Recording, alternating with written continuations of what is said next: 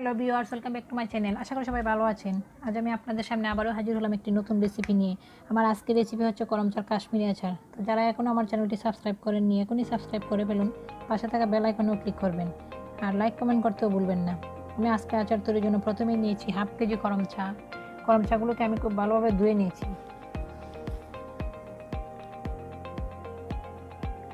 এখন আমি করমচাগুলোকে সিরকা দিয়ে 3 থেকে 4 দিন ডুবিয়ে রাখবো।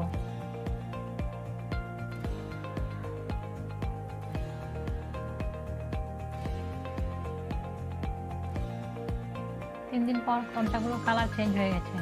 দেখুন দর্শক, যখন এভাবে কালারটা চেঞ্জ হয়ে যাবে তখন বুঝতে হবে যে করমচাগুলো আচার তৈরির উপযোগী হয়েছে। এখন আমি চাকনির সাহায্যে করমচাগুলো থেকে সিরকা ঝরিয়ে নেব।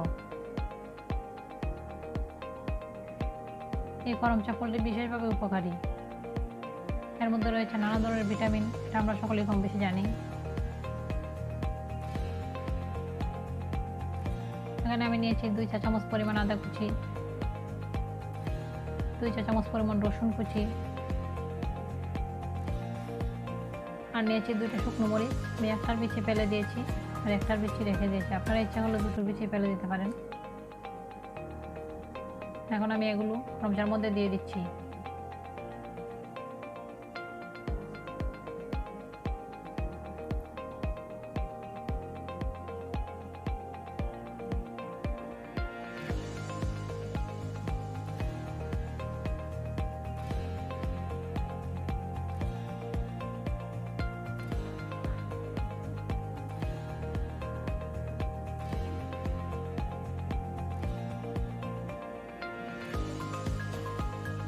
এখন আমি দিয়ে দিচ্ছি 2 কাপ পরিমাণ সিরকা।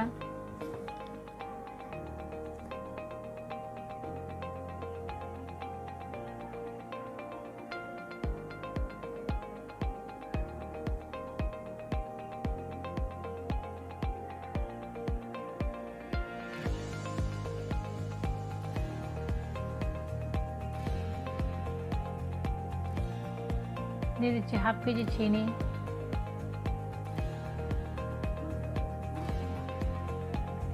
এখন আমি চামচের সাহায্যে এটাকে খুব ভালোভাবে নেড়ে ছেড়ে চিনিটা গলিয়ে নেব।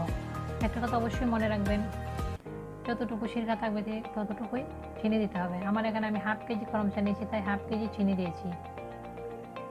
আর এই আচারটি বিশেষভাবে সর্দি কাশির জন্য উপকারী। সর্দি কাশির মধ্যে যদি আমরা এই আচার একটুখানি খাই তাহলে আমাদের সর্দি কাশি ভালো হয়ে যাবে।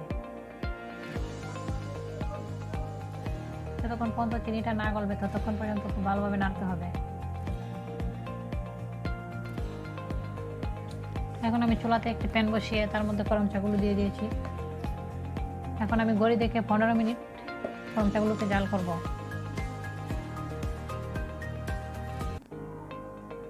অবশ্যই কোনো ঢাকনা দেওয়া যাবে না। চুলার তারতম্যের কারণে হয়তো বা 2-3 মিনিট আপনাদের বেশি লাগতে পারে।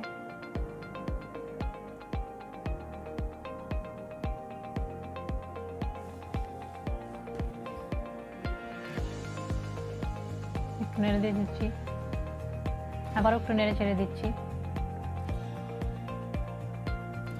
আমার আচারটা হয়ে গেছে। এখন আমি ঠান্ডা করে একটা কাচের বয়ামে ঢুকিয়ে নেব।